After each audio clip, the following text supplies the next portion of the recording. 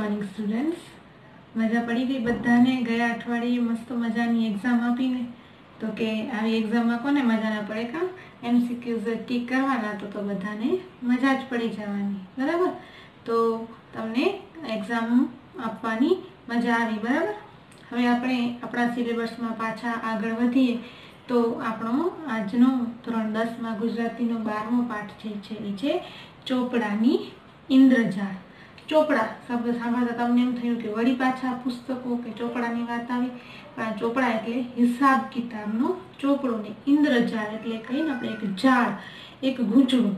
તો હિસાબનો જે ચોપડો હોય એની અંદર જમા ને ઉધાર ને એ બધા જે બાબતો છે એનું જે ગૂંચળું છે એની જે મથામણ છે એની વાત છે આપણને ચંદ્રકાંત પંડ્યા નામના લેખકે આપી છે। એ પણ આત્મકથા ખંડ રૂપે। આત્મકથા સૌ પ્રથમ તો આત્મકથા એટલે કે દરેક વ્યક્તિએ પોતાના જીવન વિશે લખેલું પોતાનું પુસ્તક, પોતાનો ગ્રંથ।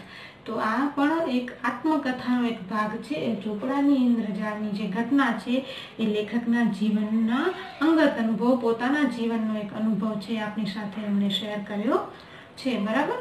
તો સૌ પ્રથમ આપણે છે એ મેળવીએ ચંદ્રકાંત પંડ્યાનો પરિચય। ચંદ્રકાંત પંડ્યા જેમનો જન્મ છે 31 ઓગસ્ટ 1920 અને અવસાન છે 13-10-2001। ચંદ્રકાંત જેઠાલાલ પંડ્યાનો જન્મ વલસાડ જિલ્લાના ધરમપુરમાં થયો હતો। એમણે મુંબઈ યુનિવર્સિટીમાંથી ટીડીની પદવી મેળવી હતી। સંગીતમાં પણ એમણે નિપુણતા મેળવી હતી। શિક્ષક તરીકે તેમણે હાલોલ અને નવસારીમાં કામગીરી કરી હતી। તો સામાજિક અને સેવા ક્ષેત્રમાં પણ એમનું પ્રદાન નોંધપાત્ર છે। બાનો ભીખુ ભાગ 1 અને 2 અને સુદામે દીઠી દ્વારામતી, ઘડીક સંગ શ્યામ રંગનો અને વસાહતીઓનું વતન એમના નોંધપાત્ર પુસ્તકો છે। 3 પુસ્તકો છે જે પ્રવાસન પુસ્તકો, પ્રવાસ ગ્રંથ છે। અને પેલું જે છે બાનો ભીખુ ભાગ 1 અને 2 એમનો આત્મકથાનું પુસ્તક છે બાના ભીખુ। એના 2 ભાગમાં એમણે પોતાની આત્મકથા આપી છે। તો એ આત્મકથાનું નામ છે બાનું ભીખુ। સાહિત્યિક પત્રકારત્વમાં પણ એમનું યોગદાન છે। સાહિત્યની અંદર જે પત્રકારત્વ છે, પત્રકારની કામગીરી છે એમાં પણ એમણે પોતાનું કામ આપ્યું છે બરાબર। તો ચાલો હવે નિહાળીએ પાઠને। તો લેખક શરૂઆત કરે છે કે ત્યારે સાહુકારો ગરીબ અને અજ્ઞાન રાની પર જ ખેડૂતોનું શોષણ કરતા હતા। એ સમયની વાત કરે છે કે જ્યારે સાહુકાર લોકો છે એ ગરીબ અને અજ્ઞાન, જે ગરીબ હતા, જેની પાસે જ્ઞાન નહોતું, એવા રાની પરજના જે ખેડૂતો હતા એમનું શોષણ કરતા હતા। એ સમયની આ વાત છે।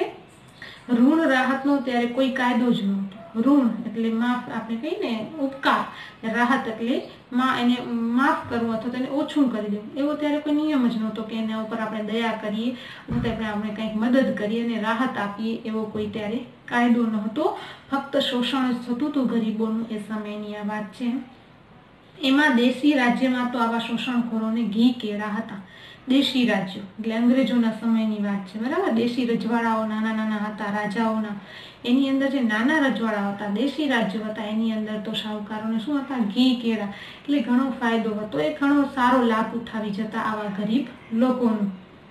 રાજા અને અમલદારોના જુલ્મને ચડી જાય એવા આ શરીફ ડાકુઓની લૂંટ ગરીબ પ્રજાના હાડમાંસને ચૂંટવામાં જરાય અરેરાટી નહોતી અનુભવતી। એ સમયમાં રાજાઓ હતા, અમલદારો, અંગ્રેજ અધિકારીઓ હતા, એ બધા તો પ્રજાને લૂંટતા જ, પણ એનાથી પણ વધારે આ ડાકુઓ હતા।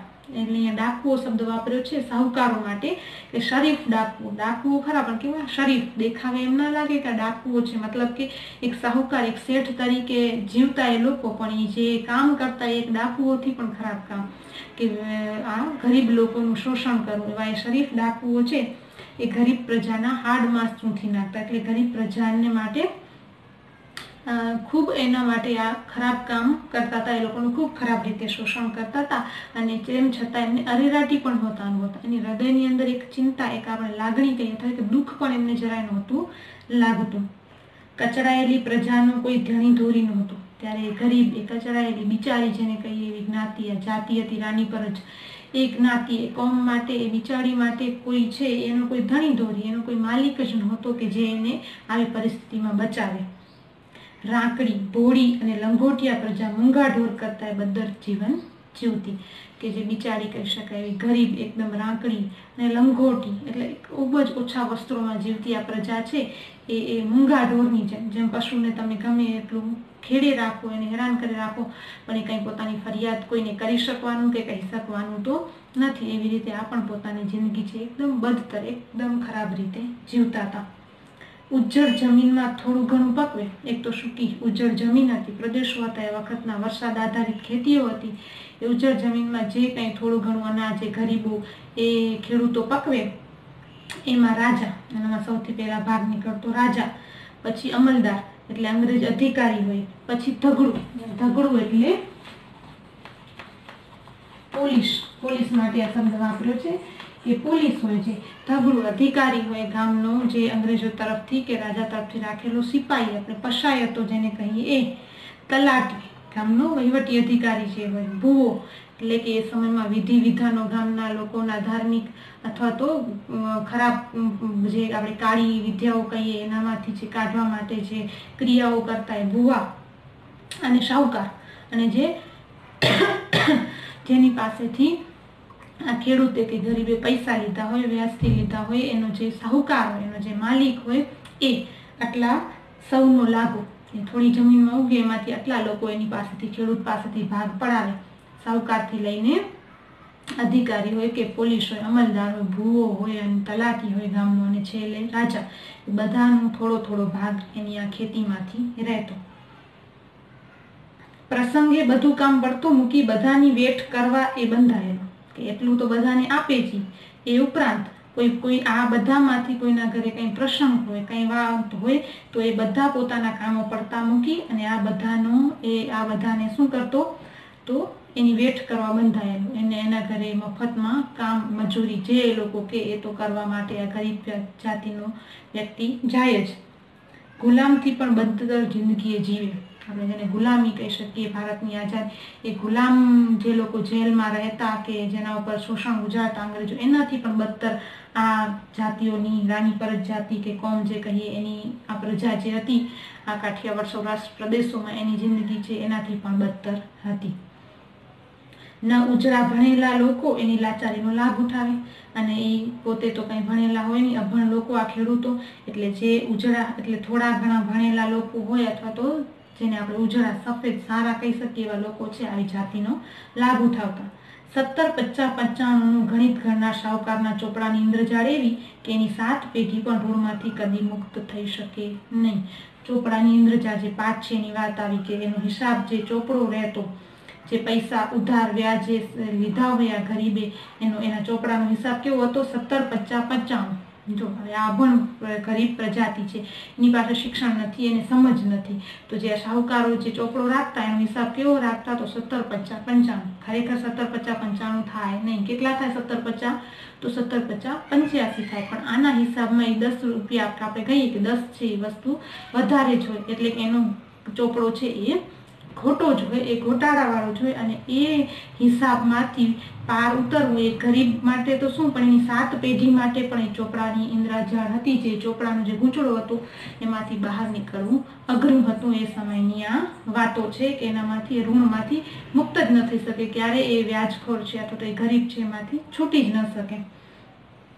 મારા પિતાજીને શાહુકારી કરી પૈસા કમાવાનું કિમ્યો કોઈ ભાઈબંધે બતાવે. હવે આ સમયની આ વાતો છે, એ સમયની અંદર લેખક એમ કહે છે કે મારા પિતાજીને પણ આવો ધંધો કરવાનો, પૈસા કમાવા માટે આવું કામ કરવાનું કોઈ એના એક ભાઈબંધે સલાહ આપી કે તમે પણ આમ કરો.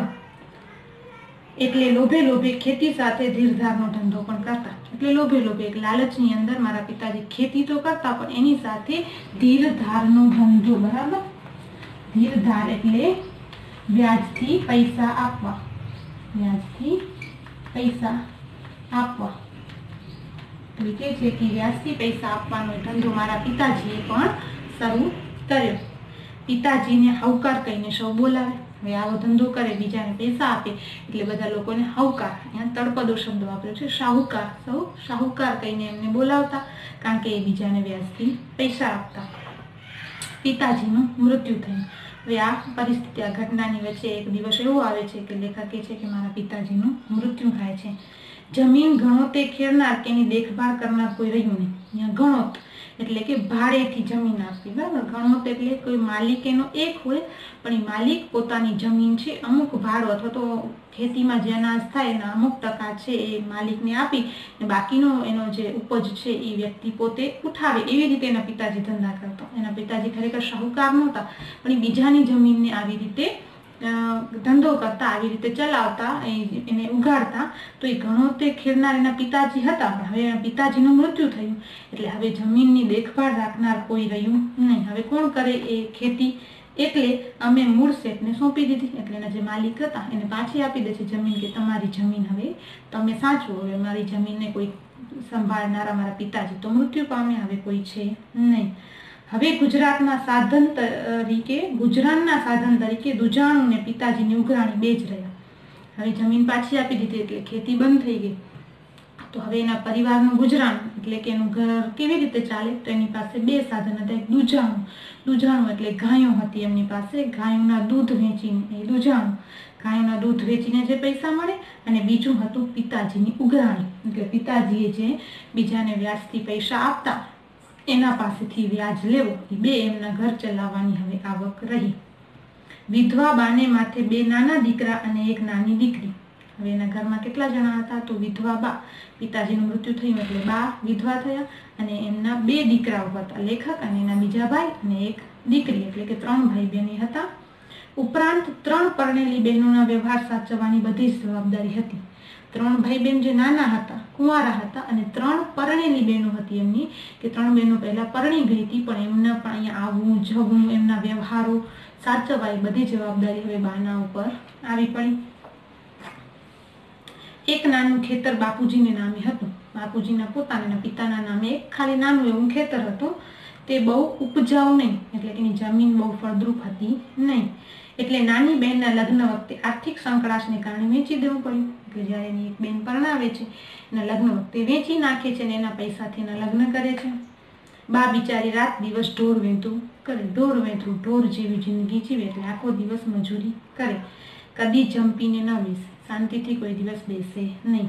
કોઈને ત્યાં જરૂર પડે રાંધી આપે, કોઈને ત્યાં રસોઈ કરવાની કોઈને ત્યાં જરૂર હોય તો એ કરી આપે, ત્યારે રાંધી આપે ત્યારે માંડ 2 ટંક રોટલા મળે. એવા ઘરના કામો કરી અને એ જીવન પસાર કરે ત્યારે અમે 3 ભાઈ બહેન અને બા છે એ માંડ 2 ટંક જમી શકીએ.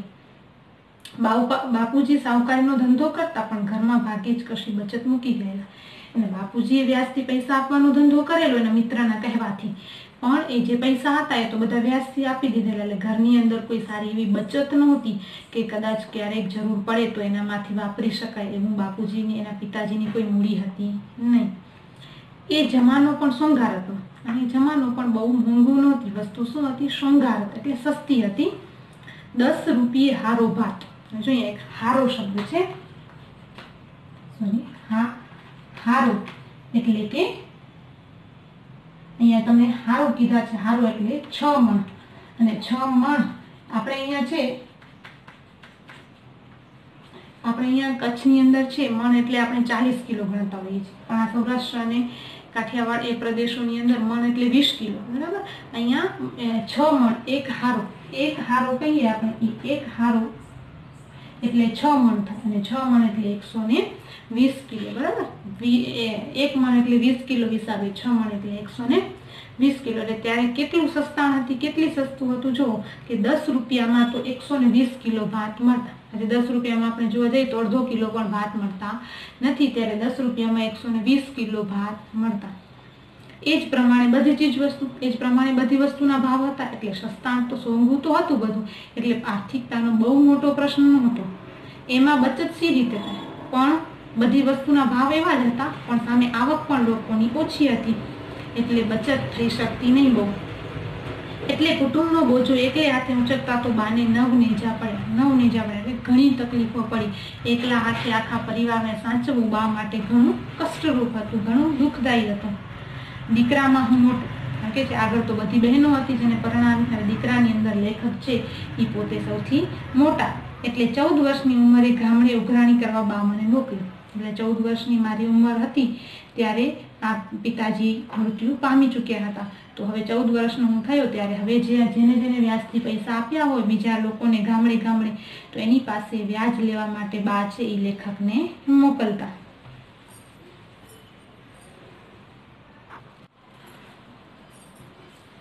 દેણદારો પ્રામાણિક પણ ખેતીના વર્ષો એક પછી એક ખરાબ આવે। કે છે કે લેખકને એના બા પૈસા લેવા મોકલતા। દેણદાર એટલે કે જેને એમણે પૈસા વ્યાજથી આપ્યા હતા એ વ્યક્તિઓ ગરીબો એ બિચારા હતા બધા પ્રામાણિક, પૈસા આપી દેવા, પણ હમણાં ખેતીના વર્ષો એક પછી એટલે કે દુકાળની પરિસ્થિતિ હતી, એક પછી એક વરસાદ જ નહોતો પડતો ને એ લોકો તો ખેતી ઉપર જીવતા હતા। વરસાદ ના પડે ખેતી ન થાય તો એ બિચારા વ્યાજ પણ આપી શકતા નહોતા। એટલે લેણદારોને રોકડ કશું આપી ન શકે। લેણદાર એટલે કે જેમણે લેખક જેને આપણે કહે છે ને પિતાજી જેમણે લેણું આપ્યું છે, પૈસા આપ્યા છે, એ પોતે લેણદાર। એટલે લેખક એની પાસે પૈસા લેવા જાય તો એ રોકડ કશું આપી શકે નહીં, એમની પાસે પૈસા હોય નહીં। ક્યારેક થોડું ઘણું આપે, ક્યારેક એવું બને કે થોડું ઘણું આપી શકે। એ તો અમારા કુટુંબને આપદા ન પડે એટલા ખાતા, અને આપે પણ શું કામ કે જેને અમને પૈસા આપ્યા છે એના પરિવારને કોઈ મુશ્કેલી કે આપત્તિ ન પડે એટલે એ આપે। બાકી જેટલી ખરેખર અમને જરૂરત હોય એટલું તો એ આપી શકતા નહીં, કે જેટલું વ્યાજ થાય એટલું એ ભરી શકતા નહીં। પોતે પેટે પાટા બાંધી આછું પાતળું ખાઈને પણ જે મળે તે વ્યાજ પેટે ભરી જતા। બિચારા હતા એટલા સારા કે પોતે બિચારા પૂરું ન જમે પણ અમારું વ્યાજ માટે છે એ પોતે ન આપી શકે બહુ તોય પણ થોડું ઘણું પણ આપીને અમને કોઈ તકલીફ ન પડે એવું એ કરતા બિચારા। ધરમપુરથી 5 માઇલ દૂર મરઘમાળ ગામે રાનીપરજ કોમના જીવલા નામના ખેડૂત પાસે અમારું લેણું નીકળ્યું। લેખક કે છે અમે ધરમપુરમાં રહીએ ને અમારાથી 5 માઇલ દૂર જેવું મરઘમાળ નામનું એક ગામ છે, બરાબર।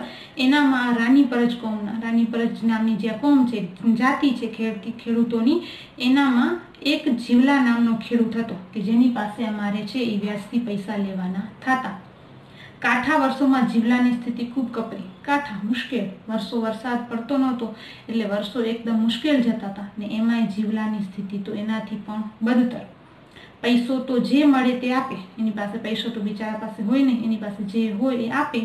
પણ બાપુના મૃત્યુ પછી, એના પિતાજીનું મૃત્યુ થયું પછી વર્ષો વર્ષ લાકડા, ડાંગર, કઠોળ, ગોળ, કેરી, શાકભાજી, ઢોર માટે ઘાસ એવું કંઈક ને કંઈક વ્યાજ પેટે ભરે। બિચારો પૈસા તો ક્યારેક આપી શકે, ન આપી શકે ન હોય, પણ હવે એની ખેતીમાં જે થયું હોય, ડાંગર એને કદાચ ચોખા થયા હોય અથવા તો લાકડા હોય એની આસપાસ, કઠોળ હોય કે ગાયો માટે ઘાસ હોય, એ બધી વ્યવસ્થા બિચારો જીવલો છે એ વર્ષે વર્ષે કરી જતો। વર્ષ ગમે એવું નબળું પડ્યું હોય તોય હાઉકારના પોયરાને આપદા ન પડવી જોઈએ। વર્ષ ગમે એવા ખરાબ ગયા હોય, વર્ષ ગમે એવું કપડું ગયું હોય, એ પોતાને ખાવા માટે ન હોય પણ હાઉકારના પોયરા, હાઉકાર એટલે શાહુકાર પણ પોયરા એટલે બાળકો કે છોકરા અથવા બાળકો, જે સાહુકાર લોકો છે એના બાળકોને, જે સાહુકાર છે એમના છોકરાઓને કઈ મુશ્કેલ પડવી ન જોઈએ। એટલે કે જેની પાસેથી આપણે પૈસા લીધા છે, આપણે જેમને પૈસા આપ્યા છે એના છોકરાને કોઈ મુશ્કેલી ન પડવી જોઈએ એવો બિચારો પ્રામાણિકતાથી વિચારી એ ભાવનાથી કંઈક તો આપવું જ જોઈએ એવો માનતો જીવલો દાનતનો શુદ્ધ, કે આપણાથી પૈસા ન આપી શકાય તો કંઈ નહીં પણ જે આપી શકાય, કઠોળ હોય, ફળ હોય કે શાકભાજી હોય એની વાડીની કે ખેતરની અંદર જે થયું હોય એ બિચારો છે એ અવારનવાર આપી જતો। જીવલો અવારનવાર ઘેર આવતો, મારા ઉપર પુષ્કળ પ્રેમ, એને મારા ઉપર, એટલે લેખક કહે છે કે મારા ઉપર એને ઘણી લાગણી હતી। શેરડી, બોર, જાંબુ, કેરી એવું કંઈક ને કંઈક મારા માટે લાવે, કે જ્યારે આવે ત્યારે જે પણ ફળ એની વાડીની ખેતરની અંદર થયા હોય કંઈક ને કંઈક લઈ આવે। એની સાથે કોઈક વાર એનો પુત્ર ગોવિંદ પણ હેર જોવાની લાલચે આવે। એનો પુત્ર ગોવિંદ નામ હતું જીવલાના પુત્રનું, તો એને પણ ક્યારેક હેર એટલે શહેર, એને શહેર જોવું હોય કે ચલો આપણે મોટું શહેર, મોટું ગામ જોઈએ, ગામથી પોતાનું ગામ તો નાનું હોય ત્યાંથી દૂર, તો એ જોવા માટે એ લાલચે છે એનો છોકરો પણ ક્યારેક આવતો। લંગોટી ને મેલું જીરણ ડગલું, હવે નીચે લંગોટી પહેરી હોય, ઉપર ડગલું એટલે આવો કોટ જેવું હોય પણ કેવું મેલું એકદમ એનો પોશાક। જીવલો જુવાનીમાં પણ ખખડી ગયેલો, ઉંમર હજી યુવાન હતી પણ છતાંય એના શરીરથી સાવ ખખડી ગયેલો, એક દુબળો પતળો, હાડ પિંજર જેવો, કે હાડ પિંજરના આપણે હાડકા જેમ શરીરના દેખાય પૂરા એમ એનું શરીર પણ એવું જ। તો એનો પુત્ર ગરીબડો, એનો જે નાનો પુત્ર ગોવિંદ સાથે આવતો એ પણ બિચારો એવો જ ગરીબ, અર્ધનગ્ન દશામાં, અને પૂરા કપડાં પણ પૂરા ન પહેર્યા, અડધા પહેરેલા હોય અડધા નહીં એવી દશા, ખુદ દરિદ્રતાને પણ શરમ આવે એવું કે ને જોઈએ તો આપણે ગરીબાઈને પણ શરમ આવે કે ગરીબાઈની પણ કંઈક હદ હોય એવી બિચારી એના પુત્રને એના જીવલાની દશા. જીવલાના કુટુંબની આવી કરુણ દશા છતાં એની વફાદારી મૂક સાક્ષી જેવું માત્ર જોયા કરતું કે આટલો બિચારો વફાદાર પ્રામાણિક થતી કંઈક ને કંઈક આપી જ જાય એવો જીવલો એની પરિસ્થિતિ હું જોઉં તો ક્યારેક ક્યારેક મને એના ઉપર દયા આવી જતી, પણ હું કાંઈ કરી શકતો નહીં એના માટે, એટલે ફક્ત માત્ર જોયા કરતો લેખક કહે છે. બાપુ ગુજરી ગયા પછી બા મને ઉઘરાણી મોકલે. બાપુના મૃત્યુ પછી આપણે આગળ પણ જોયું કે એ ઉઘરાણી કરવા લેખક જતા. મરઘમાળમાં જીવલા ઉપરાંત એક બે લેણદાર હતા. એક જીવલો અને મરઘમાળ ગામમાં બીજા એક બે જણા હતા કે જેની પાસેથી પૈસા લેવા લેખક જતા. તેઓ જીવલાની સરખામણીમાં જરાક ઠીક સ્થિતિ કહેવાય કે જીવલા કરતાં એની પરિસ્થિતિ થોડીક સારી હતી, એટલે બાને એમના પૈસા નિયમિત મળતા, એટલે એક બે જણા છે એ રેગ્યુલર વ્યાજ આપી દેતા, બાકી જીવલો બિચારો આપી શકતો નહીં. પણ જીવલો તંદન ભાંગી પડ્યો. પણ જીવલો છે એ તો સાવે બહુ જ આમ હતાશ નિરાશ થઈ ગયો હતો. એના પાસે સાવે પૈસા હતા નહીં. પત્ની મરી ગઈ. હવે એના પત્નીનું પણ મૃત્યુ થઈ જાય છે. એનું બહારનું કરવા માટે વળી બીજો સાહુકાર કરેલો. એના પાસે લેખકના પિતાજી પાસેથી તો એને પૈસા વ્યાજે લીધા હતા. એના પછી એના પત્નીનું મૃત્યુ થાય છે તો એની 12માની વિધિ માટે એના પૈસા માટે એ વળી બીજા વ્યક્તિ પાસેથી પણ વ્યાજથી લે છે. સાહુકાર કરેલો એટલે મતલબ કે એને બીજા વ્યક્તિ પાસેથી વ્યાજથી પૈસા લીધા, એટલે હવે તો એને બંને બાજુ ભરવા ના આવે, એટલે હવે એની કપરી પરિસ્થિતિ ઓર કપરી બનતી હતી. એટલે જીવલા ઉપર કડક ઉઘરાણી થાય. હવે એક વખત હું જાઉં, એક વખત એ જાય, એટલે વારા કરતી એના ઉપર તો બિચારા બંને જણા ઉઘરાવા આવે. રવિવારે બા મને ઉઘરાણી મોકલે. કે છે કે રવિવાર બા લેખકની શાળે જતા હોય એટલે સ્વાભાવિક છે કે રવિવારે ફ્રી હોય તો કે છે કે રવિવારે હું જતો. ભાતામાં કોઈ વાર સુખડી તો કોઈ વાર શક્કરપારા બનાવી આપે. હવે ત્યારના સમયમાં વાહનો કે ગાડીઓ તો હતી નહીં કે લેખક ગાડીથી ગયા ને તરત આવ્યા, તો સવારના પગે પગે 5 માઇલ દૂર ગામ છે, સવારથી જાય ત્યારે રાત્રે પાછા વળે તો ભાતાની અંદર રસ્તામાં જમવા માટે ક્યારેક શક્કરપારા ક્યારેક ગોળ પાપડી અને બા બનાવી આપે. દિવાળી પછી તો લગભગ દર રવિવારે ઉઘરાણી જવાનો કાર્યક્રમ નક્કી હોય. દિવાળી પછી એટલે કે વરસાદ પડી ગયો હોય, એટલે ખેતીના પાકો નીકળ્યા હોય નવરાત્રી આસપાસ, એટલે દિવાળી આસપાસ બધા પાસે પૈસા આવી ગયા હોય, પછી તો લગભગ દર રવિવારે જવાનું થાય કોકને કોક ગામમાં કોઈક ને કોઈક પાસે. નદીમાં નહાવાનું થાય. વરસાદ પડ્યો હોય એટલે પાણી પણ મસ્ત વહેતું હોય. ઋતુના ફળો ખાવા મળે. અલગ અલગ ઋતુના ફળ પણ હવે ઉગ્યા હોય જંગલોમાં, રસ્તાઓમાં. ચણાનો ઓળો, શેરડી, બોર, કેરી જે મળે, ચણા, લીલા ચણા આપણે જેને કહીએ છીએ એ હોય, અથવા તો બોર હોય, શેરડી હોય, રસ્તામાં જે ફળ હોય એ મળે ને પેટ ભરીને ખાવાનું ને પેટ ભરીને મજા પડી જાય પગે પગે જવાની, નદીમાં નાહવાની ને એમ. અને ઘર માટે પણ લાવવાનું, અને વળી ઘર માટે પણ કંઈક ને કંઈક લેતા આવે. 2-3 મિત્રો હોય એટલે રસ્તો ક્યાં કપાઈ જાય ખબર ના પડે, અને પગે પગે જાય. એકલા તો હોય નહીં, 2-3 મિત્રો પણ સાથે હોય એટલે રસ્તો એ ક્યાંય પસાર થઈ જાય. આ રસ્તાના આનંદ, ફળોનો આનંદ, પાણીનો આનંદ, નદીઓનો બધું માણતા માણતા જાય એટલે સમય ક્યાં પસાર થઈ જાય લેખક કે છે મને ખબર જ ન પડતી. એક રવિવારે એ જ રીતે ઉઘરાણી કરવા જીવલાને ત્યાં મરઘમાળ ગામે જવાનું થયું. હવે એક દિવસની ઘટના કે છે કે આવી જ રીતે રવિવારનો દિવસ હતો અને એનું ગામ મરઘમાળ હું જાઉં છું. સાથે મારા મિત્રો મોહમ્મદ અને રસિક હતા. લેખકની સાથે એના 2 મિત્રો હતા. શું નામ છે? એકનું મોહમ્મદ અને એકનું રસિક. બીજે ઉઘરાણી કરવા જવાનું નહોતું, બીજા ક્યાંય નહોતું જવાનું, એટલે બાએ કશું ભાતું બાંધ્યું નહોતું. હવે એક જ જગ્યાએ જવાનું હતું, એ જીવલાને ત્યાં. બીજે ક્યાંય જવાનું નહોતું એટલે બાએ કંઈ રસોઈ બનાવી નહોતી આપી. એક જગ્યાએ જઈને તરત સવારે વહેલા જઈએ તો બપોર સુધી વળી આવીએ એવી પરિસ્થિતિ હતી. અમે જીવલાને ઘેર પહોંચ્યા તો માલુમ પડ્યું કે જીવલો કામ અંગે કશેક બહાર ગયો હતો. હવે જીવલાને ઘરે પહોંચે છે તો જીવલો તો ઘરે હાજર નહોતો. ત્યાં એવા સમાચાર મળ્યા કે બીજા કોઈ કામથી બીજે કોઈ કામ કે બીજે કઈ જગ્યાએ ગયો છે. 12 વાગતા આવી પૂગે એમ ગોવિંદે કહ્યું. એનો છોકરો ગોવિંદ એને એમ કીધું કે 12 વાગે આવશે પિતાજી, હું કહીને ગયા છે. એટલે એવા સમાચાર મળે એટલે સમયનો સદુપયોગ કરવા અમે એના ખેતરે ઉપડ્યા. હવે ત્યાં સુધી શું કરવું ત્યાં ગામમાં રહીને, એટલે એમને એમ થાય છે ચલો એના ખેતરે જઈ આવી. એમ કરીને 3 મિત્રો છે એ ફરવા નીકળ્યા. બોરડી ઉપરથી સરસ મજાના મીઠા રાંધેરી બોર પાડ્યા, ખાધા અને ગજવા ભર્યા. પાડ્યા એટલે એના ઉતાર્યા, આના ઉપરથી ફગાવ્યા અને ખાય છે, અને કેટલાક ખિસ્સામાં પણ ભરે છે. મરચીના છોડ ઉપરથી મરચા, રીંગણી ઉપરથી રીંગણા તોડીને થેલી થાંસીને ભરી. થેલી લઈ ગયા હતા એ આખી ભરી આવ્યા અમે અલગ અલગ શાકભાજીને ફળોથી. ગોવિંદે બાવળના દાંતણ કાપી આપ્યા તે લીધા. દાંતણ પહેલાના સમયમાં તો કોલગેટ કે ટૂથપેસ્ટ જેવું આપણે તેવું હતું નહીં, એટલે એ કે છે કે અલગ અલગ જાતના બાવળના જે દાંતણ હતા એનો છોકરો કાપી આપે છે, તો એ અમે લીધા. નદીમાં નાયા, જીવલાની ઝૂંપડી આવ્યા ત્યારે જીવલો આવી પૂગ્યો હતો. પછી નાયા નદીમાં એમ ફરી ફરીને પાછા એના ઘરે પહોંચે છે ત્યારે જીવલો એના ઝૂંપડી એના ઘરે આવી પહોંચ્યો હતો. એને પૂછ્યું, ભીખલા, બપોર થઈ ગયા, કંઈ ખાધું કે ભૂખ્યો જ? આગળ આપણે જોયું હતું કે જીવલાને છે એ લેખક પ્રત્યે છે એ બહુ લાગણી હતી, બહુ પ્રેમ વહાલ હતો એને એમ. તો શું કે છે, જો એનું આપણે અહીંયા ચંદ્રકાંત પંડ્યા લેખકનું નામ, પણ આપણે એના આત્મકથાના નામમાં પણ વાંચ્યું ને, બાનું ભીખું, બરાબર. એટલે એના ઘરની અંદર બધા એને ભીખું કહીને બોલાવતા, એટલે એને જીવલો પણ એમ જ કહે છે કે ભીખલા, અત્યારે બપોર થઈ ગયા, કે કાંઈ ખાધું કે શું તમે એમ? ડોસીએ હું બાંધી આવેલું હતું, કે ડોસીએ તારી મમ્મીએ શું બાંધી દીધું હતું તને એમ? મેં કહ્યું, અમે તરત પાછા જવાના હતા, એટલે ભાતું નથી લાવ્યા. કે બાએ ના પાડી હતી કે અમે તરત પાછા જવાના હતા, એટલે અમે કંઈ ભાતું લઈ આવ્યા નથી. જીવલો કહે, પોયરા, ભૂખ્યો તો ની જ જવા દો, કે પોયરા એટલે છોકરા, એ કે તને ભૂખ્યો થોડી જવા દઈ સામે, કે બપોર થઈ ગઈ હજી તે કંઈ ખાધું નથી. દાળ ચોખા આપું તે ખીચડી બનાવી નાખ, કે હાલ હમણાં દાળ ચોખા આપું છું, ખીચડી બનાવીએ આપણે. ખીચડી કે દાળ ભાત મને બહુ ભાવે નહીં, એ કડાકૂટ કોણ કરે? કે મને લેખક કે છે મને ખીચડી કે દાળ ભાત એવું બહુ ભાવે નહીં, એટલે એવી બનાવવાની ચિંતા કોણ કરે, એટલે મને ઉકલ્યું નહીં. એટલે મેં ના પાડી કે ના ના, અમે ઘરે જઈને જમી લેશું એમ. પણ જીવલો એમ માને, પણ જીવલાને જે લાગણી હતી, જે પ્રામાણિકતા હતી એનામાં એ કાંઈ એવો માને એવો નહોતો.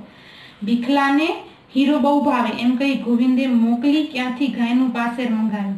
પછી એને યાદ આવ્યું કે ભીખલાને એટલે ભીખુને એટલે કે લેખકને છે એ શીરો, હીરો એટલે શીરો, એની તળપદી બોલીમાં કીધું છે કે એને તો શીરો બહુ ભાવે એમ કહી અને એના દીકરા ગોવિંદને કહે છે કે જા પાસેર ઘી લઈ આવ, ક્યાંથી આપણે એના માટે શીરો બનાવીએ. મોટી દીકરી પાસે ચોખા દળાવ્યા, ચોખાનો શીરો બનાવે છે, પણ ઘરની અંદર ચોખા એ શીરા માટેની સામગ્રી નહોતી, એટલે એને ચોખા પીસ્યા એની દીકરીએ. થોડો ગોળ કાઢીને આપ્યો. 3 પથ્થર મૂકી ચૂલો બનાવ્યો. જો ચૂલો પણ એના ઘરે એવો વ્યવસ્થિત નથી, તે વળી પથરા મૂકીને ચૂલો બનાવ્યો. પછી કાંસાના તાંસડામાં લાકડાના તવેતાથી આવડે એવો શીરો બનાવ્યો. કાંસાનું તાંસડું હતું ને તવેથું લાકડાનું હતું, એનાથી હલાવીને જેવો આવડે એવો શીરો બનાવ્યો. જીવલો કેળના પાન કાપી લાવ્યો. હવે જો એના ઘરમાં જમવા આપવા માટે થાળી પણ નથી, પણ એની જે લાગણી હતી એની પ્રામાણિકતા જો કેટલી, કે એના સાહુકારના દીકરો છે એ હેરાન ન થવો જોઈએ, એટલે એના માટે શીરો બનાવે છે. અને થાળી પણ નથી, એટલે એ પતરાળાના જે આપણે પાન કહીએ અહીંયા તો એ ન મળે, એટલે કેળના પાન લઈ આવે છે. ગોવિંદે થોડા કાંદા સમાધી આપ્યા અને અમે 3 જણા શીરો ખાવા બેઠા, અને એના મિત્રો 2 અને પોતે 3 જણા શીરો જમે છે. પ્રેમનો શીરો, કેટલો પ્રેમથી જીવલાએ એમના માટે બનાવ્યો હતો. એનો આનંદ વળી ઓર જ હોય કે કોઈએ પ્રેમથી આપણા માટે આવી સરસ વાનગી બનાવી હોય તો એની મજા ઓર હોય. અમે ધરાઈને ખાધું, અમે જવા નીકળ્યા એ પહેલા જીવલાએ પૂછ્યું. પછી પાછા જવા નીકળે છે ત્યાં જીવલો પૂછ્યો, જીવલા થોડા પૈસા આપશે કે? હવે જે પૈસા લેવા આવ્યા હતા એ વાત તો બાકી હતી, એટલે લેખક એને પૂછે છે કે જીવલા હવે કંઈ થોડા પૈસા આપશો? પૈસાની જોગવાઈ તો હમણાં નહીં થવાની, કે હમણાં પૈસાની જોગવાઈ તો મારી પાસે છે નહીં, એમ જીવલાએ લાચારી વ્યક્ત કરી. બિચારો કંઈ ના કહી શકે, જો એની પાસે પૈસા નથી છતાંય ઘી મંગાવે છે, શીરો ખવડાવે છે, પણ બિચારો પૈસા ચૂકવી શકે એવી હાલત નથી. એટલામાં ગોવિંદ વાડામાંથી વાલોડ અને રીંગણા લઈ આવ્યો. એટલે એનો વાડો, એના ઘરની પાછળ જે વાડો હતો એનામાંથીનો દીકરો ગોવિંદ છે એ વાલોડ, એક જાતનું જે કઠોળ જેવું આપણે કહી શકીએ, ને રીંગણા એ લઈ આવે છે. પણ અમારી થેલી તો ભરેલી હતી, એ લોકોએ તેના ખેતરથી રીંગણા અને મરચાં બોરથી થેલી ભરી નાખી હતી. એને મૂકવા ક્યાં? હવે એને ક્યાં નાખવા? મેં જીવલાને એકાદ થેલી હોય તો આપવા કહ્યું. એનો દીકરો લઈ આવ્યો, એટલે આપણે આગળ જોયું કે જીવલો કંઈ પૈસા ન ચૂકવી શકે તો કંઈ ને કંઈ વસ્તુઓ તો આપી જ જતો. એટલે જીવલો લાગણીથી આપતો હતો, એટલે હવે એ જીવલાને પૂછે છે કે હવે થેલી હોય તો આપો, અમારી તો થેલી ભરેલી છે. ત્યારે જીવલો કહે, ત્યારે હવે જીવલાનો જે જવાબ છે એ સાંભળજો. બોડીને ત્યાં વળી કાહકી કેવી. જો આ શબ્દનો અર્થ તો એક કહેવત છે, બોડીને ત્યાં કાહકી એટલે કાંશકી. બોડી એટલે કે ટકલાની, ટકલો વ્યક્તિ હોય એના ઘરે આપણને કાંશકો ક્યાંથી મળે? પણ અહીંયા એનો કહેવા પાછળનો જે ઉદ્દેશ્ય હતો કે ગરીબ વ્યક્તિ પાસે આવી થેલી ક્યાંથી, જેના પાસે ખાવાય નથી ને વસ્તુ ભરવા થેલી ક્યાંથી હોય એના ઘરની અંદર. જ્યાં ત્યાંથી એણે ફાટેલો કટકો શોધી આપ્યો. એના ઘરમાં થેલી પણ નથી, પણ આ વસ્તુઓ લઈશું કેવી રીતે જાય? એટલે કાપડનો ટુકડો, એક કટકો શોધી આપ્યો, એમાં રીંગણા વાલોડ બાંધ્યા અને અમે ચાલી નીકળ્યા. રીંગણા વાલોડ લઈ અને લેખક અને મિત્રો પાછા ફરે છે.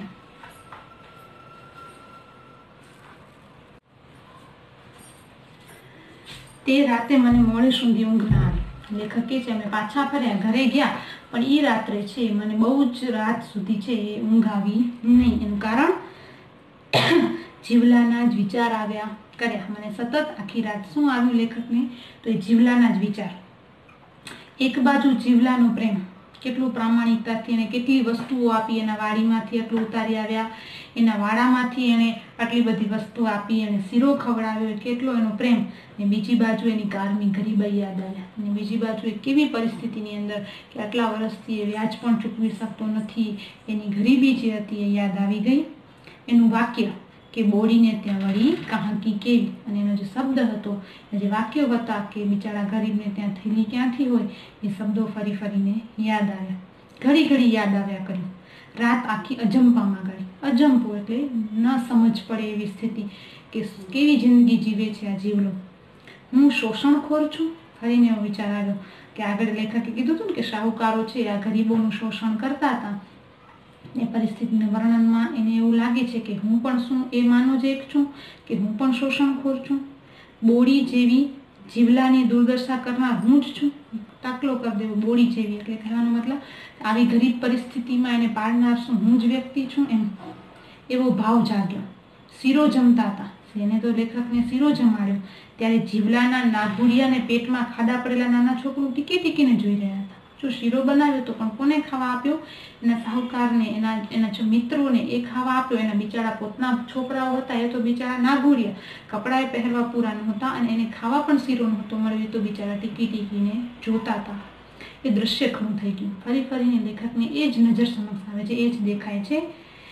ભણવા ગણવાની ને રમવાની ઉંમરે કોઈ ગોવાળિયામાં જતો, કોઈ ખેતરમાં ચાર કાપતો ને બળતણ માટે લાકડા કાપતો. એના જે છોકરાઓ હતા, ભણવા ગણવાની ઉંમર હતી લેખક જેટલી જ, એનાથી પણ નાની, પણ તેમ છતાં એના છોકરાઓ શું કરતા? તો કોઈ ખેતરમાં કામ કરવા જતા, કોઈ લાકડા કાપવા જતા, કોઈ ગાયો માટે ચારો કરવા જતા.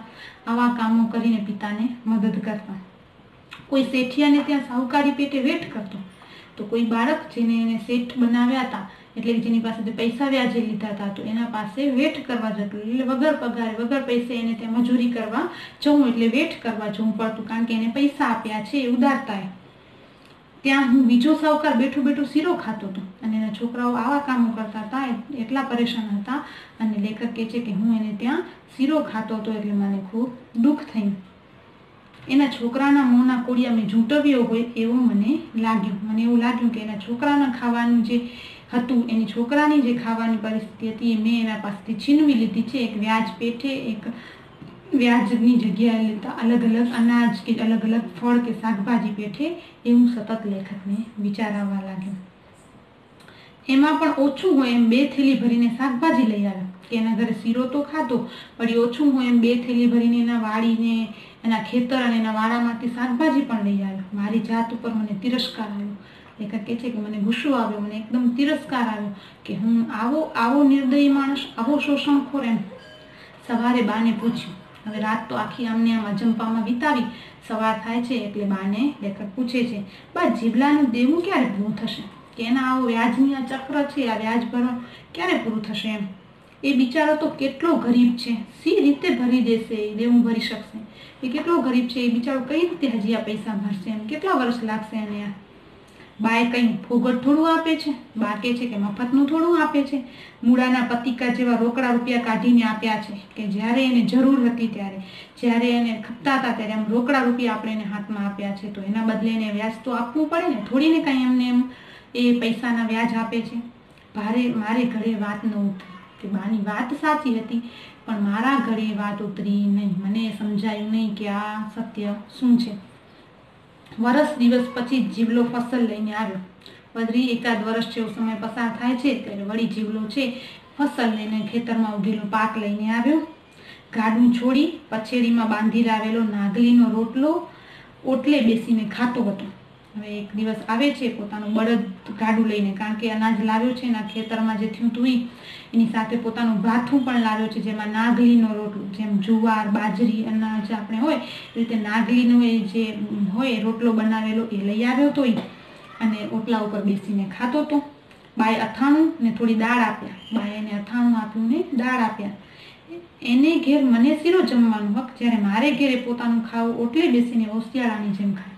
ફરિયાદ દ્રશ્ય પણ લેખકને મન વિચારતું કરી મૂક્યું કે હું એના ઘરે ગયો તો બિચારાએ મને શીરો ખવડાવ્યો, અને પોતે આજે જ્યારે અમારે ઘેર આવ્યો ત્યારે પોતાનું ભાથું લઈને આવ્યો, અને બા આપે છે તો અથાણું ને દાળ, અને એ પણ પાછો બિચારો ઓટલે બેસીને ઓશિયાળાની જેમ ખાય છે. અમારા ઘરમાં પણ એને સ્થાન નહીં. એ વિરોધાભાસ મને ખૂંચ્યો. બે જે પરિસ્થિતિ હતી કે ગરીબના ઘરે શાહુકારને આટલું માન ને શાહુકારના ઘરે ગરીબની આવી પરિસ્થિતિ, એ બંને જે વિરોધાભાસ હતો, બંને જે વિરોધી વસ્તુ હતી, એ મને એકદમ ખૂંચી ગઈ.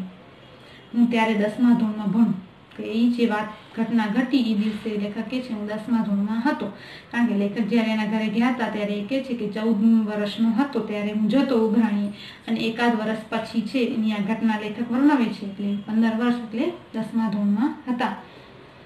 બા પૈસા માટે તકાદો કરતી હતી, જીવલો એનું દુઃખ રડતો હતો. બા પૈસા માટે દલીલો કરતી હતી, ફરિયાદો કરતી હતી કે કેટલા વર્ષથી કેટલા ટાઈમથી તું વ્યાજ આપતો નથી, અને જીવલો બચારો પોતાનું દુઃખ પોતાની વેદનાઓ કહેતો હતો. બા ગઈ એટલે મેં જીવલાને પૂછ્યું, હવે બા અંદર જાય છે. બાથી તો એને પેલા વાત કરી હતી પણ બા તો માન્યા નહોતા, એટલે બા ના ગયા પછી હવે જીવલાને પૂછે છે, બાપુજી તને કેટલા રૂપિયા ધીર્યા હતા, કે કેટલા રૂપિયા તે બાપુજી પાસેથી વ્યાજથી લીધા હતા, ધીર્યા હતા એમ. જીવલાએ અતિશયોક્તિ વિના બધી વાત કરી, કંઈ પણ ખોટું કંઈ પણ વધારે બોલ્યા વગર બધી જ સત્ય હકીકત કહે છે. ખેતર વેચાતું લેવા એણે બાપુ પાસેથી રૂપિયા 300 વ્યાજે લીધેલા, કે એને ખેતર લેવું હતું ખેતી માટે, એટલે એ કહે છે કે મેં 300 રૂપિયા તમારા પિતાજી પાસેથી લીધા હતા. 2-3 વર્ષમાં પૈસા વસૂલ કરશે એવી એની શ્રદ્ધા, એવો વિશ્વાસ હતો કે 2-3 વર્ષમાં હું 300 રૂપિયા પાછા આપી દઈશ, 100 રૂપિયા દર વર્ષે આપી દઈશ તો 2-3 વર્ષે ચૂકવી દઈશ. એ સમયમાં એ 100 રૂપિયા પણ ઘણા હતા વર્ષે ચૂકવવા એમ એક પાકમાંથી. પણ વર્ષ એક પછી એક ખરાબ આવ્યા, પણ એક પછી એક વર્ષ સારા આવ્યા જ નહીં, મતલબ કે દુકાળ જ આવ્યા. રોકડ બહુ નહોતો આપી શક્યો, એટલે પછી હું રોકડા તો કંઈ ચૂકવી નહોતો શક્યો. મેં ચોપડામાં જોયું તો વ્યાજનું વ્યાજ ચડીને 1500 લેણા નીકળતા હતા. હવે લેખક કહે છે કે પછી એને મને કીધું કે મેં 300 લીધા હતા. પછી એનો જે ચોપડો હતો જેની અંદર હિસાબ રખાતો, એ ચોપડાને મેં જોયું તો એ રોકડા તો કંઈ ભર્યા નહોતા, એટલે એ વર્ષનું વ્યાજ ના આવ્યું, એટલે એનું એ વ્યાજનું વ્યાજ, એનું એ વ્યાજનું વ્યાજ, એમ કરી ને ટોટલ હિસાબે અત્યારે જીવલાને 1500 આપવાના થતા હતા. બાપુના મૃત્યુ પછી હિસાબનું કામકાજ દાસ કાકા કરી આપતા. એના પિતાજીનું તો મૃત્યુ થઈ ગયું, પોતે તો હજી 10મા ધોરણમાં છે, એટલે આ ચોપડાનો હિસાબ તો એમને આવડે નહીં, એટલે એના પિતાજીના મિત્ર હતા દાસ કાકા, જે એમનો આ હિસાબ કરી આપતા. 3 વર્ષ પછી નવું ખાતું પાડવાનું હતું. 3 વર્ષે ખાતું બદલે, 3 વર્ષમાં કોઈ ચૂકવી શકે તો ખાતું નીલ, મતલબ કે એનો હિસાબ ચૂકતે થઈ ગયો, ન ચૂકવે તો વળી એનું ખાતું આગળ વધે, એવો આ ચોપડો કે વ્યાજનો નિયમ હતો. આજે એના પર અંગૂઠો પાડવા જેવો આવ્યો હતો. 3 વર્ષ થઈ ગયા અને હજી કંઈ ચૂકવ્યું નથી, એટલે એનું ખાતું કન્ટિન્યુ રાખવા માટે આજે જીવલો આવ્યો હતો, જેનામાં અંગૂઠો પાડવાનો હતો. મતલબ કે એક તો એકદમ અભણ છે, એના પાસે તો પોતાની સહી થઈ શકે એમ પણ નથી, એટલે અંગૂઠો પાડીને એ તો એ જે હિસાબ છે એને સ્વીકારવાનું છે. વર્ષો વર્ષ ફસલ ભરી જાય. હવે લેખકને વિચાર આવે છે કે દર વર્ષે એના ખેતરમાં જે પણ થાય ફસલ એ આપી જાય, એમને શાકભાજી આપી જાય, લાકડા આપી જાય, ઘાસ ઘોળ આપી જાય, બધું જ મફતમાં. એની કોઈ નોંધ, એનો કોઈ હિસાબ ચોપડામાં થાય નહીં. ચોપડે રોકડા રૂપિયા સિવાય કશું જમા ન થાય. ચોપડાની અંદર તો શું જમા થાય, એને જેટલા રોકડા આપ્યા, બાકી આટલી બધી વસ્તુ એ વર્ષમાં આપી જાય, એનો કોઈ હિસાબ નહીં. આવે ત્યારે બાનું થોડું ઘણું કામ પણ કરી જાય, આવે ત્યારે થોડા કામો પણ કરી દે એમ. છતાં જીવલો સાહુકારનો જન્મનો ઋણી, અને છતાં એ તો આટલા બધા ઉપકારો કરે, છતાં એ તો સાહુકારનો આખા જિંદગીનો ઋણી. એ તો સાહુકાર કેમ એને કરવું જ પડે એમ. પૈસા ખોટા કરવાની જરાય દાનત નહીં. એ સ્વભાવનો પણ એકદમ પ્રામાણિક. એને એવું નહોતું કે પૈસા ન આપે કે ખોટા કરી નાખે, મતલબ કે એ છોડી દે કે ભૂલી જાય, અથવા તો એમ કહી દે કે હું હવે નહીં આપી શકું એમ. તારા પૈસા દૂધે ધોઈને આલવાના, અને બિચારો એવું કહે કે તમારા પૈસા તો દૂધે ધોઈને, એટલે કે પૂરા ચોખ્ખા વ્યાજ સાથે પૂરા તમને આપીશ, એવી એની પ્રામાણિકતા. એ જીવલો રાત દિવસ કાળી મજૂરી કરે, તો એના છોકરા ભૂખે મરે, બિચારો રાત દિવસ મજૂરી કરે, એના છોકરાઓને પણ પૂરતું ખાવા ન મળે. આટલું આપવા છતાં 300 ના 1500 સી રીતે થાય એટલી સમજવા જેટલી એનો બુદ્ધિ તો સાની હોય કે આટલું આપે છે, પોતાના છોકરા નથી ખાઈ શકતા એટલું એ સાહુકારના છોકરાઓને આપે છે, છતાંય 300 રૂપિયા એને લીધા હતા, એનું વ્યાજનું વ્યાજ 1500 કઈ રીતે થઈ જાય એ લેખક કહે છે કે એ બિચારો અભણ જીવલો કઈ રીતે સમજી શકે, જેને હું પણ નથી સમજી શકતો, એ આ તો બિચારો જીવલો ગરીબડો.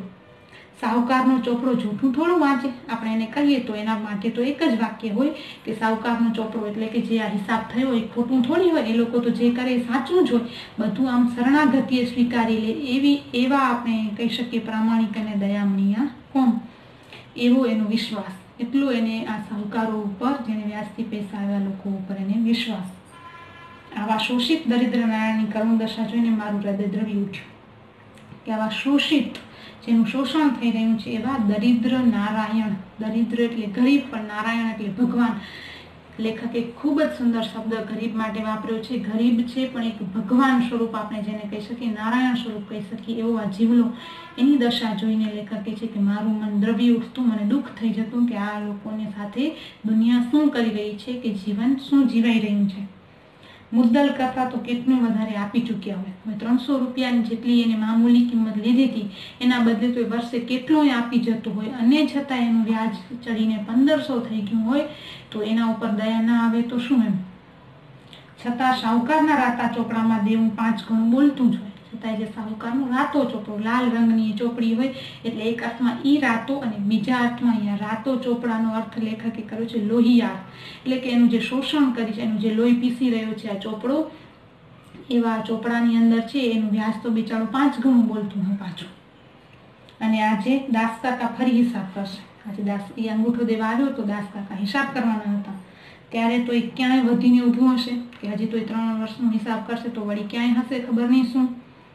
જીવલો તો શું એની 7 પેઢી પણ દેવું ચૂકવી ન શકે. જો 300 જીવલો ન ચૂકવી શકતો હોય તો આ 1500 રૂપિયા આવે એ ક્યાંથી ને એની પેઢી હોય ક્યાંથી ચૂકવી શકે એને.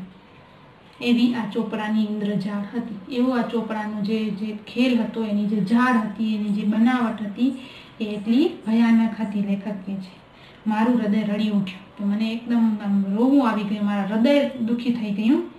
હું ગાંધીવાદી જીવન જીવું છું એવા મારા ખ્યાલો માત્ર દંભ લાગ્યા. આઝાદીની સમયના ગાંધીજીથી રંગાયેલા હતા. લેખકને એમ થયું કે હું એમ માનતો હું તો ગાંધીવાદી છું, કે ગાંધીના વિચારોથી પ્રેરાયેલું છું, તો આ બધું જોઈને તો મને એવું લાગે છે કે હું મારા ખોટા ખ્યાલોમાં છું. મારું જીવન ખરેખર આવું હોય જ નહીં, ગાંધીનું જીવન આવું હતું જ નહીં કે હું આવું એનાથી પ્રેરાઈને આવો જીવતો હું.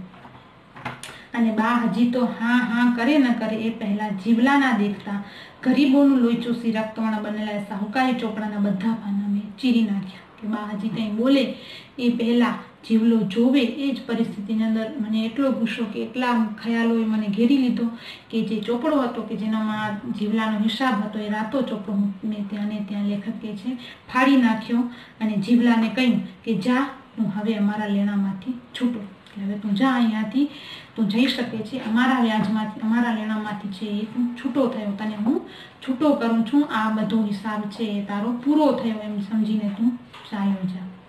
તો એક 15 વર્ષના બાળકની એક નાની ઉંમરે પણ આટલો સુંદર વિચાર જેને આવી શકતો હોય એ જ વ્યક્તિ લેખક કે મહાન બની શકે. સ્વાભાવિક છે કે આટલા લોકો આટલો વ્યાજથી શોષણ કરતા હતા, છતાંય કોઈને આવો વિચાર ના આવ્યો, અને લેખકે આટલું વિચારી અને એક ગરીબની પરિસ્થિતિ સમજીને એને જે મદદ કરી કે એને જે એના કર્જમાંથી એના ઋણમાંથી મુક્ત કર્યો, એ ઘટના આપણને પણ ક્યાંક પ્રેરાઈ જાય છે કે આપણી પાસે આજુબાજુ પણ ક્યારેક કાંઈક એવો અન્યાય થતો હોય તો આપણે પણ ચોક્કસ એ તરફ ધ્યાન દોરીએ અને એ બની શકે તો કંઈકને આવી મદદ કરીએ. બરાબર. તો લેખકે પણ એક સમયની આ ઘટના આપણને નિર્દેશ કરાવી જાય છે કે કઈ સમયમાં કઈ રીતે દુનિયામાં કયા ખેલો થઈ રહ્યા છે.